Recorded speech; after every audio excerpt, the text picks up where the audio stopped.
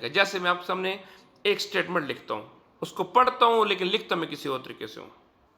اب یہ ایک سٹیٹمنٹ ہے، جمعہ کو سٹور بند رکھا جاتا ہے، یہ لکھنا چاہتے ہیں۔ اب دیکھیں بند ایک الگ ورڈ ہے، رکھا ایک الگ ورڈ ہے۔ اس نے بند اور رکھا کے درمیان میں کوئی گیپ نہیں دیا، لیکن رکھا کی رے اور کھا میں، کیونکہ رے شرارتی حرف جوڑ نہیں بن رہا تھا، تو رے اور کھا میں کیا کر دیا، گیپ بنا دیا۔ اب یہ بجائے یہ بننے کے کہ جمعہ کو سٹور بند رکھا جاتا ہے، لکھا پڑا جمعہ کو سٹور بندر کھا جاتا ہے۔ یہ ایک بالکل الگ سی چیز بن گئی ہے۔ تو دو الفاظ کے درمیان میں گیپ، ہم اکثر کہتے ہیں کہ جو ایک جیم الف جا والا ہے نا، یہ جتنی یہ جگہ گھیرتا ہے، ہر دو حروف کے درمیان میں اتنا گیپ ہونا چاہیے۔ اور دوسری بات، ایک حرف کہاں ختم ہو رہا ہے کہاں شروع ہو رہا ہے، یہ اس وقت تک بچوں کو نہیں پتہ ہوگا جب تک شرارتی حروف کا کنسیپٹ بچوں کو واضح نہیں ہوگا۔